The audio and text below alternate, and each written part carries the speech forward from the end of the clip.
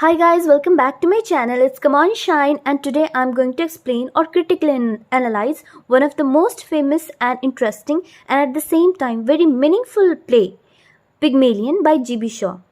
And trust me guys, you won't find such video how I explained on YouTube, and very rare professors also teach like this or give analysis while interpreting the summary. Okay? Now let's get a start with the introduction part. So Pygmalion is inspired by the Greek mythology, where the Roman poet Ovid, in his Metamorphoses, Book 10, relates that Pygmalion, a sculptor, makes an ivory statue representing his ideal of womanhood and then falls in love with his own creation, which he names Galatea or Galatia. The goddess Venus brings that statue to life in answer to his prayer. And the story was the inspiration for George Bernard Shaw, Pygmalion, okay? As I said before. So without any delay, let's jump into the play. There is a scene of a station in a stormy night where some women directing a Freddy named man to bring a cab for them. And there comes a beautiful slum girl or downtown girl, Eliza Doolittle, holding some flour. Actually, she was selling flowers, and unfortunately, she jostled or crashed with a Freddy named man, and she yelled on him with some slang words. And all these scenes were observing or capturing by a man standing there. His name is Henry Higgins. He's the protagonist of the play, and he was a professor of phonetics. And because of this, he could read the personality of people standing there, and he was noting it down on a small diary. And his friend was also standing with him. His name was Colonel Pickering. Soon Higgins could attract people around him who were excited to know their personality. Then at last, Eliza comes to Henry and said, "Teach me this art that you attracted the people here. I will also do the same and sell my flowers." On this, Henry and Pickering laugh loudly, and Henry bets to Pickering that within 6 months, he will change this girl. He will make her like duchess. In other words, Higgins actually wanted to experiment his phonetics on Eliza.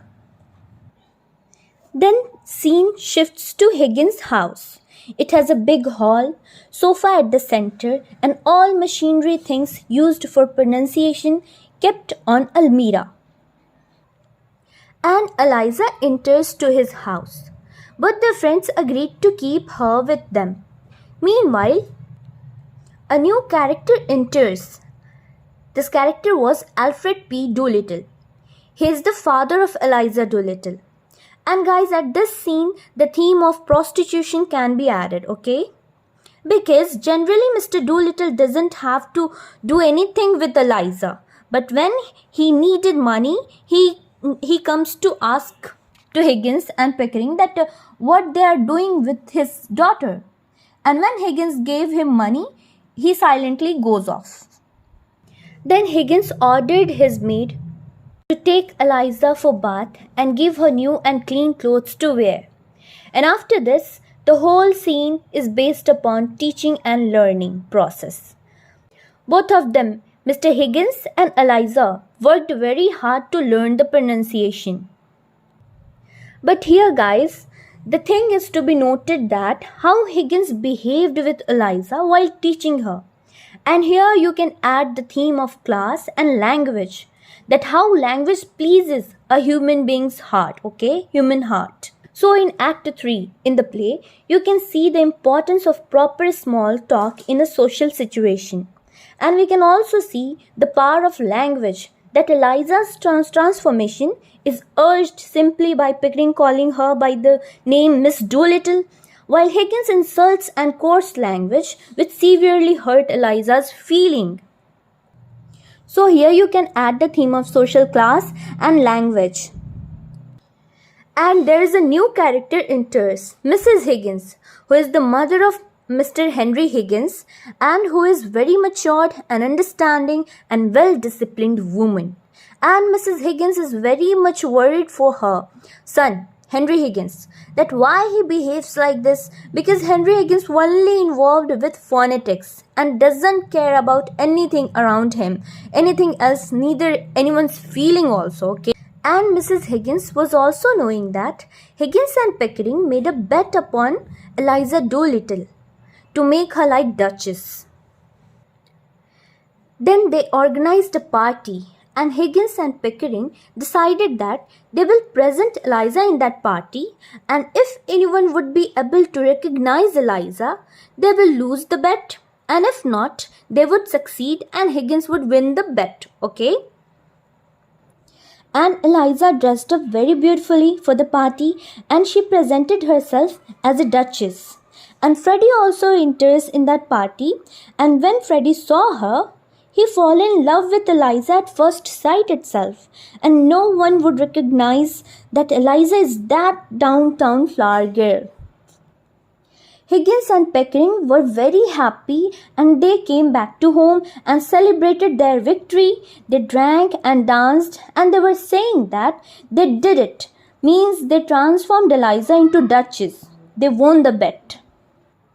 But unfortunately, Eliza comes and heard their conversation and knew that they made a bet upon her.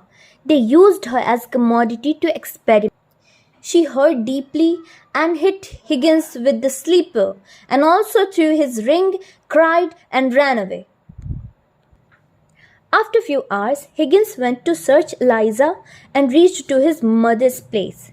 She said that why she would come here, and also she said to Henry that he should not play with her feelings for her experiment. Then he returns back, and Eliza was actually at Mrs. Higgins' home.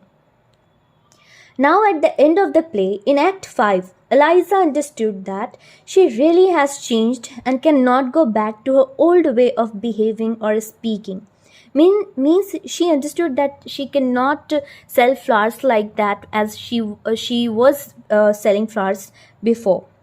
Though Higgins thinks it otherwise, he only concentrates on his passion, that is phonetics. Here Eliza desires independence, but finds herself under the control of men like Pickering, Higgins, and her father. And the play thus leaves it somewhat ambiguous as to whether or not she ever really achieves some of the independence she wants. But it is said that she then got married to Freddie. And the play comes to an end here. Guys, I hope you like this play, and I am confident enough that you will be benefited with this. So pass a little benefit to me also by hitting that red subscribe button. It's free of cost. Okay, bye. Take care. I'll meet you with my next video. Keep loving literature. Bye-bye.